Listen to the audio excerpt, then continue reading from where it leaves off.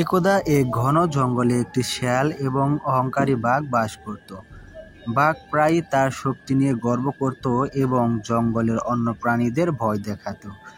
একদিন বাঘকে শায়েস্তা করার জন্য শেয়াল পরিকল্পনা করতে লাগলো। শেয়াল বাঘের কাছে এসে আদর করে বলল, ওহে পরাক্রমশালী বাঘ, আমি শুনেছি যে জঙ্গলে আরো একটি বাঘ আছে যে তোমার চেয়েও অনেক শক্তিশালী। বাঘটি গর্বিত এবং প্রতিযোগী হয়ে গর্জন করে জিজ্ঞেস করলো, এই বাঘটি কোথায়? ওকে আমার কাছে নিয়ে এসো। ধূর্ত শিয়াল উত্তর দিল, ওহে মহান বাঘ, আমি তোমাকে তার কাছে নিয়ে যেতে পারি, তুমি আমাকে অনুসরণ করো। বাঘটি রাজি হলো এবং শিয়াল তাকে কাছের একটি জলাশয়ে নিয়ে গেল। জলের দিকে ইশারা করে শিয়াল বলল,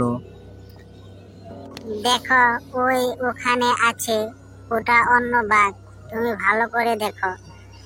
বাঘ জলে তার নিজের প্রতিবিম্ব দেখে গর্জন করে এবং তার দিকে ফুঁসতে থাকে। ভেবেছিল যে এটি অন্য একটি বাঘ তাকে চ্যালেঞ্জ করছে, কিন্তু সে যতই চেষ্টা করুক না কেন নিজের প্রতিফলনকে হারাতে পারেনি। ক্লান্ত এবং অপমানিত বাঘ অবশেষে হাল ছেড়ে দিল। শেয়াল নিরাপদ দূরত্ব থেকে বাঘের কাণ্ডটি দেখছিল আর হাসছিল। এরপর থেকে বাঘ আর কখনো তার অহংকারী মনোভাব করত না। চতুর শেয়াল অহংকারী বাঘকে শিখিয়েছিল যে প্রকৃত শক্তি কেবল শারীরিক শক্তি নয়, প্রজ্ঞা এবং আত্মসচেতনতা সম্পর্কেও হয়ে থাকে।